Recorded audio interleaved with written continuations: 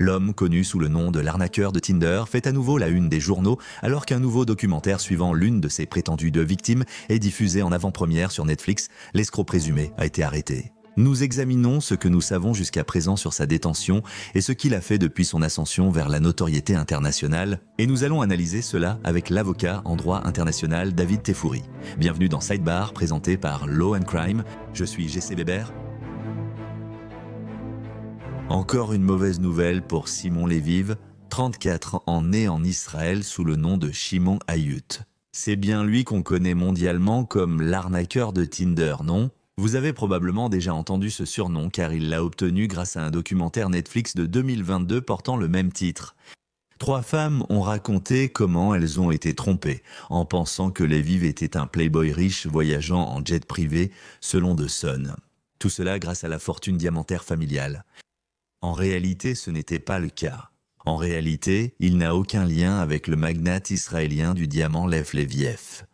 Mais selon la British Broadcasting Corporation, il a légalement changé de nom pour se rendre plus crédible. Il aurait ensuite réussi à s'introduire dans la vie de plusieurs femmes à travers l'Europe en utilisant l'application de rencontre Tinder, leur extorquant au total près de 10 millions de dollars. Selon le documentaire, Leviev emmenait les femmes à des rendez-vous incroyablement luxueux. Par exemple, il a emmené une femme en jet privé de Londres à la Bulgarie pour leur premier rendez-vous. Mais après les avoir couverts d'attentions et de cadeaux coûteux, il aurait ensuite affirmé qu'il ne pouvait plus utiliser ses cartes de crédit à cause de menaces contre lui. Donc, l'accusation était qu'il leur demandait d'ouvrir des comptes et de lui prêter de l'argent. Puis, quand il remboursait les femmes, cela fonctionnait un peu comme une pyramide de Ponzi. Il prenait de l'argent à une victime présumée pour rembourser une autre, puis une autre, et ainsi de suite, n'est-ce pas ? Ce cycle tout en continuant à mener son train de vie luxueux. Quand ce documentaire est sorti, en 2022, il a cartonné. Tu l'as sûrement vu. D'après la British Broadcasting Corporation, ce documentaire a été le plus vu sur Netflix dans 90 pays à sa sortie. Et d'ailleurs, à cette époque, il a été rapporté que Leviev était apparemment toujours actif sur Tinder. Dans une déclaration à Variety, l'entreprise a affirmé avoir enquêté et confirmé que Simon Leviev n'est plus actif sur Tinder sous aucun pseudonyme. À l'époque, Leviev a affirmé à Inside Edition être un homme d'affaires légitime ayant fait fortune dans la crypto-monnaie, cherchant juste à rencontrer des filles sur Tinder. Il a confié aux médias avoir été étonné par le nombre de filles intéressées et prêtes à voyager pour le rencontrer sans le connaître. Je ne suis pas ce monstre que tout le monde a inventé. Il a également défendu sa décision de changer de nom de famille, déclarant à la chaîne israélienne Channel 12 News « J'ai le droit de choisir le nom que je veux. Je ne me suis jamais présenté comme le fils de qui que ce soit, mais les gens s'imaginent des choses. » Mais nous devons maintenant évoquer les récents événements, car Simon Leviev semble à nouveau avoir des problèmes avec les forces de l'ordre international. Donc, pour parler de cela, pour discuter des derniers détails concernant la détention de Leviev, ce que cela signifie, ce qui se passe, ainsi que de son comportement passé tristement célèbre, je veux faire intervenir l'avocat international David Teffouri. David, merci d'être avec nous. Il y a peu d'informations, n'est-ce pas ? Mais d'après ce que l'on peut voir sur les pages de réseaux sociaux de Leviev, il a tiré parti de sa notoriété. Il a apparemment lancé un bitcoin basé sur ses exploits sur Tinder. Toute cette attention ne sera pas forcément positive. Cela peut aussi attirer l'attention des forces de l'ordre. Mais que se passe-t-il ici ? Les agences internationales vont-elles le surveiller ? Je veux dire, que se passe-t-il selon vous ? Comme vous l'avez dit, il y a peu d'informations. La façon dont fonctionne la notice rouge d'Interpol explique en partie pourquoi nous ne savons pas encore de quoi il est accusé. Parce que la façon dont Interpol fonctionne, c'est que si vous êtes un pays membre d'Interpol, et presque tous les pays du monde en sont membres, vos forces de l'ordre peuvent faire une demande auprès d'Interpol. Normalement, cela doit être appuyé par un acte d'accusation, ou ce qui serait un acte d'accusation dans le système pénal d'un pays donné, ou quelque chose d'analogue à un acte d'accusation. Et si cet acte d'accusation démontre à Interpol qu'il y a suffisamment de preuves pour suggérer qu'une personne a commis un crime, alors Interpol émettra une notice rouge. Et tous les pays du monde qui font partie d'Interpol sont alors censés signaler le fait qu'une personne arrive dans ce pays à la suite de la notice rouge.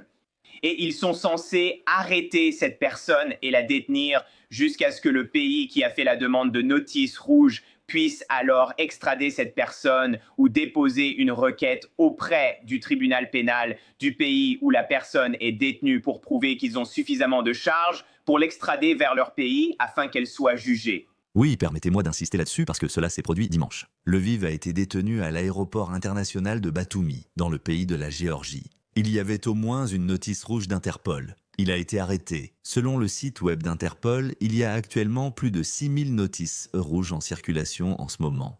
Deux choses à ce sujet. Cela signifie-t-il que c'est un crime grave ? Est-ce que cela veut dire que si vous allez impliquer Interpol et émettre une notice rouge, c'est un crime grave ? Cela vous donne-t-il une idée sur la nature possible de ce crime ? Je ne me rappelle plus quel degré de gravité un crime doit atteindre pour être éligible à une notice rouge d'Interpol. Je pense que cela pourrait correspondre à un crime dans notre système américain, mais je n'en suis pas sûr. Mais la partie la plus importante, la raison pour laquelle nous n'en savons pas plus sur ce qui se passe ici, c'est que le processus pour obtenir une notice rouge est confidentiel. Ce n'est pas rendu public. Interpol ne rend normalement pas public l'existence d'une notice rouge pour quelqu'un. C'est afin de surprendre cette personne. Ainsi, la personne se sent à l'aise de voyager et il est plus facile de l'appréhender dans un pays étranger qui coopère avec Interpol. Au fait, en parlant de vidéos comme celle-ci, vous le savez peut-être, mais ici, chez Sidebar, nous produisons de nombreux clips vidéo par jour et nous utilisons une plateforme appelée Opus Clip qui pourrait vous intéresser. Éditeur tout en un, intelligence artificielle qui simplifie et accélère le montage et la publication de vidéos sur les réseaux sociaux. Opus Clip utilise l'intelligence artificielle pour générer des plans de coupe, nettoyer l'audio et recadrer vos vidéos pour toute plateforme. Opus Clip est très simple à utiliser. Je vais vous montrer maintenant. Rendez-vous sur opus.pro, Sidebar, inscrivez-vous et téléchargez une vidéo. En quelques minutes, vous obtiendrez de nombreux clips montés, prêts à l'emploi. Que vous créiez des vidéos pour TikTok, Short ou Reels Instagram, Opus Clip c'est la solution tout en un pour diffuser facilement votre meilleur contenu sur ces plateformes. Et si vous vous demandez à quel point ces vidéos éditées par l'intelligence artificielle d'Opus Clip sont bonnes, regardez simplement notre contenu ici chez Loi et Crime. Nos producteurs ont utilisé Opus pour couper et partager rapidement des extraits de nos plus grands procès. Chez Sidebar, nous savons que nos auditeurs ont de nombreuses idées et opinions à partager. Et c'est l'outil le plus puissant qui existe pour vous aider à monter comme un pro et à développer votre propre audience. Alors essayez-le par vous-même. Rendez-vous sur opus.pro.sidebar pour créer vos vidéos dès aujourd'hui, c'est une nouveauté. Cela signifie-t-il que cela va changer ? Peut-être qu'à la fin de la semaine, nous comprendrons ce qui se passe ici. Oui. Dès qu'il sera présenté à un juge dans le pays de Géorgie, il est probable que les accusations portées contre lui seront rendues publiques ou qu'au moins certaines informations sur ces accusations seront rendues publiques. Et cela pourrait inclure le pays qui a porté ces accusations contre lui. Combien de temps peut-on détenir une personne avec une notice rouge ? Cela va dépendre du pays en question où il se trouve. Et cela va dépendre des lois de la Géorgie. Donc, et je ne suis pas certain de ce que disent exactement les lois de la Géorgie en matière de procédure pénale, ni combien de temps on peut être détenu avant d'être présenté à un juge. La plupart des pays présentent rapidement la personne devant un juge pour montrer leur coopération avec Interpol et leur respect de la procédure régulière. Maintenant, l'avocat de Lviv a déclaré aux médias israéliens Walla dimanche qu'il n'était pas clair pourquoi exactement son client avait été détenu, en disant « Je lui ai parlé ce matin après qu'il ait été détenu, mais nous ne savons pas quelle en est la raison. Il voyage librement à travers le monde. Est-ce inhabituel ? Est-il rare que son avocat ignore la raison de sa détention si c'est vrai ? Son avocat doit être informé à un moment donné. Il n'est peut-être pas rare qu'il ne soit pas informé après 1 ou 2 jours, mais il doit l'être avant d'être présenté à un juge. Il a évidemment droit à un avocat et son avocat doit au moins comprendre les fondements des accusations portées contre lui afin de lui fournir de bons conseils juridiques et une défense appropriée. D'ailleurs, selon les informations du Daily Mail, Lviv est recherché par les autorités allemandes pour une série d'affaires de fraude et de vol sous plusieurs pseudonymes. Le Daily Mail indique qu'en 2022, l'Allemagne a lancé un mandat d'arrêt international contre Lviv pour blanchiment, évasion fiscale et escroquerie en crypto-monnaie. Je souhaite consulter les anciens crimes de Lviv. D'accord, donc The Independent rapporte que Lviv a été arrêté pour avoir escroqué 3 femmes en Finlande en 2015. Il aurait passé quelques temps en prison avant d'être renvoyé dans son pays d'origine. 2 ans plus tard, en 2017, selon le Times of Israel, Lviv a fui Israël pour tenter d'éviter un procès pour des accusations liées à la fraude. Pendant 2 ans, Dessi a voyagé en Europe comme fugitif, mais a été arrêté en Grèce en 2019 pour usage de faux passeports. Il a donc été extradé en Israël. Reconnu coupable de 4 fraudes, il a écopé de 15 mois de prison, mais n'en a purgé que 5 avant d'être libéré. Certains médias évoquent sa bonne conduite, d'autres, la pandémie de Covid-19, mais il a été condamné à verser environ 35 000 livres sterling de dédommagement aux victimes. Il a dû payer une amende de plus de 4 000 livres sterling pour avoir eu un faux passeport. David, cela nous donne un aperçu de son passé. Mais aussi, si c'est vrai, d'après ce qu'a dit son avocat, comment a-t-il pu voyager librement à travers le monde ? Eh bien, ce que cela démontre, c'est qu'il existe de nombreuses bases possibles pour des accusations contre lui dans différents pays à travers le monde.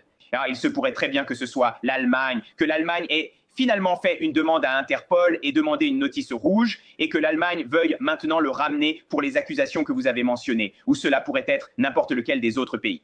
Cela pourrait concerner des crimes passés, des crimes commis avant la sortie du film L'arnaqueur de Tinder, ou bien il pourrait s'agir de nouveaux crimes parce que, vous savez, c'est une personne qui a déjà montré son intention de frauder les gens. Il a des goulots très coûteux, donc il est probablement toujours à la limite de la légalité pour gagner de l'argent.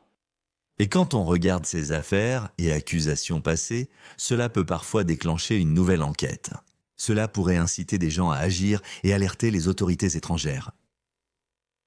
Oui, absolument. Et les crimes dans lesquels il était impliqué, ou je devrais dire les combines dans lesquelles il était impliqué, englobent tellement de crimes différents parce qu'il blanchit de l'argent. Vous savez, c'est une fraude à la carte bancaire. C'est une fraude bancaire ainsi que, vous savez, une fraude envers les femmes qui étaient impliquées. Et donc, il y a beaucoup de chefs d'accusation potentiels différents. Maintenant, certains d'entre eux seraient soumis à la prescription, mais les délais de prescription varient à travers le monde. Au fait, s'il y a autant de notices rouges émises, est-ce que cela rend difficile l'arrestation ou la détention de quelqu'un ? Est-ce que c'est l'un de ces cas particuliers où une notice rouge a effectivement été émise et où le VIV a été détenu ? Combien de fois ont-elles été émises ? Selon votre expérience, vous les voyez émises et ils cherchent encore la personne. Eh bien, le processus de notice rouge est évidemment très électronique maintenant avec les ordinateurs. Vous savez, pouvoir communiquer les uns avec les autres. Donc, idéalement, surtout si vous êtes dans un pays développé avec des systèmes de pointe à l'aéroport et dans d'autres points d'entrée et de sortie, à cause de la notice rouge, une personne devrait être signalée lorsqu'elle entre ou sort, et donc elle devrait être arrêtée. Maintenant, ça ne fonctionne pas toujours. Ça ne marche pas toujours parfaitement, surtout si vous êtes dans un pays en développement. Ils peuvent ne pas avoir un accès immédiat aux nouvelles notices rouges émises. Au fait, Lviv est également impliqué dans un litige en cours en Israël. Il a été intenté par la véritable famille Lviv. Ils disent qu'il s'est enrichi en utilisant leur nom et a terni la réputation familiale par son comportement. J'ai dit plutôt qu'il a affirmé publiquement « J'ai le droit de changer de nom. Les gens font les liens qu'ils veulent. » Je ne sais pas si tu as eu l'occasion de regarder cette affaire, mais penses-tu qu'ils ont une chance ? Je pense que oui.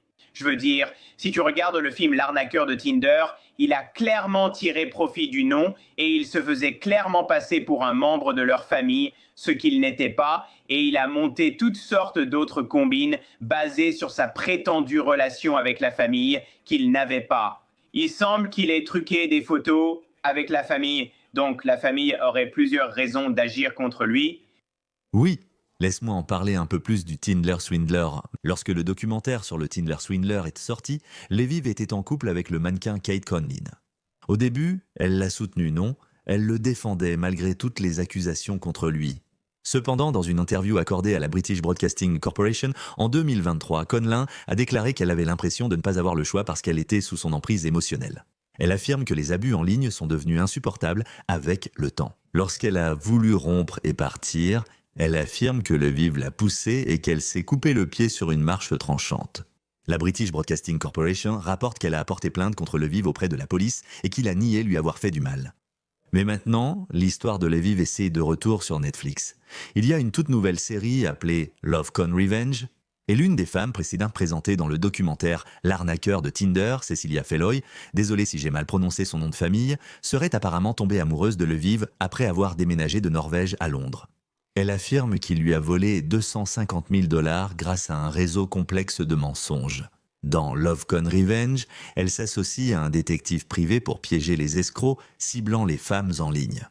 Elle a dit à Cosmopolitan Royaume-Uni que la fraude amoureuse devrait être considérée comme un abus de manipulation. Les lois ne sont plus adaptées à une époque où des normes montantes s'échangent instantanément. Les auteurs ne reçoivent pas de peines assez sévères. Ils écopent dans plus de quelques années et ressortent pour recommencer. Nous devons prendre ce crime plus au sérieux. Pourquoi les auteurs devraient-ils s'en sortir indemnes alors que les victimes portent toute la responsabilité? Nous devons assister à un véritable changement de société. David, es-tu d'accord? Je suis d'accord. La femme dont tu parles est l'un des personnages principaux du film L'arnaqueur de Tinder. Et c'est celle pour qui je pense tu as le plus de sympathie parce qu'elle semble être une personne vraiment gentille. Elle est vraiment tombée amoureuse de l'arnaqueur de Tinder et elle est très sincère sur la façon dont cela s'est produit. Et donc, elle fait un très bon point. Je veux dire, elle a été complètement trompée et la loi a été enfreinte. Dans son cas, il y a eu fraude à la carte bancaire et il l'a incité à en commettre une aussi. Donc, je peux imaginer que elle a une expérience très personnelle. Et c'est pourquoi elle avance maintenant avec cette nouvelle émission pour essayer d'aider d'autres personnes qui ont aussi été victimes d'escroquerie. Et quand vous voyez quelque chose être amplifié par un film, un documentaire, une série, je veux dire par des reportages médiatiques ou des articles de journaux, cela peut vraiment créer du changement. Cela peut sensibiliser. Je veux dire, Harvey Weinstein et R. Kelly, c'est quelque chose que vous voyez encore une fois sur la scène internationale. Absolument. Je veux dire, tu le sais mieux que quiconque, les criminels aujourd'hui, parce qu'il y a une telle grand intérêt et curiosité pour les faits divers, les criminels deviennent tristement célèbres. Et à cause de cette notoriété, les forces de l'ordre sont amenées à les poursuivre alors qu'elles ne l'auraient peut-être pas fait autrement. Autre point à noter, malgré ses condamnations et de sérieuses questions éthiques sur son comportement présumé, Lviv compte encore de nombreux abonnés sur les réseaux sociaux. Il a 256 000 abonnés sur Instagram et encore 36 000 sur son TikTok. Mais cet Instagram semble n'être que le dernier d'une série de comptes. Le 8 novembre 2024, le compte Simon Lviv 8 a publié une photo avec la légende « Mon ancien compte ». Simon Lviv 7 a été bloqué. Voici mon nouveau compte. L'escroc a aussi annoncé il y a 10 jours la sortie d'un livre. Son titre serait « L'histoire derrière l'homme ». La légende dit « Je n'ai jamais demandé à être célèbre. Je n'ai jamais voulu être célèbre. Un matin, tout le monde croyait me connaître après avoir vu un film. Ils ont regardé une série télé et lu des gros titres sensationnalistes. Soudain, mon nom, mon visage, ma vie sont devenus publics. Mais personne n'a jamais demandé ce qui s'est réellement passé. Pendant des années, je suis resté silencieux trop longtemps. Mais le silence est un luxe que je n'ai plus. Je suis devenu une célébrité contre ma volonté. Si c'est ma réalité, je vais m'en servir pour enfin dire la vérité. Et à la fin de ce long message, il encourage ses fans à le lire, puis à décider ce qu'ils croient. David, penses-tu que c'était une bonne décision de publier ce message d'une sorte de défense, peut-être pas juridique, mais plutôt médiatique, David, pour dire « et je vais inverser la narration ici ». Pour moi, c'est juste une prolongation de la fraude, non? C'est une personne qui a prospéré grâce à la fraude, qui avait des goûts de luxe et qui, par la fraude, a pu satisfaire ses goûts coûteux. Il a perdu sa façon précédente d'escroquer les gens. Personne ne se fera plus avoir par lui sur les réseaux sociaux ou applis de rencontres. C'est donc une nouvelle méthode de fraude. Il a une histoire. Il va raconter ce qui s'est passé à sa façon. Je suis sûr qu'il est innocent dans sa version dans son livre. Et il y a assez d'intérêt dans le monde pour que des gens achètent probablement des choses venant de lui. Et c'est comme ça qu'il va continuer à gagner de l'argent maintenant. Il doit continuer, vous savez, à perpétuer le mythe qu'il est innocent afin de continuer à attirer des spectateurs et des soutiens et d'avoir un public qui paiera pour ses produits. Eh bien, je suis curieux de voir de quoi il s'agit avec cette notice rouge. Je suis curieux de voir quelles accusations il pourrait affronter et la réaction de lui et son équipe juridique au fil de l'affaire. Nous suivrons donc cette affaire de près. Merci David Teffouri pour votre temps. Heureux de vous voir. Merci Jesse. Et c'est tout ce que nous avons pour vous pour l'instant ici sur Sidebar. Merci beaucoup à tous de nous avoir rejoints. Abonnez-vous sur YouTube, Apple Podcast, Spotify ou ailleurs où vous écoutez vos podcasts. Suivez-moi sur X ou Instagram, je suis Jesse Weber. À la prochaine.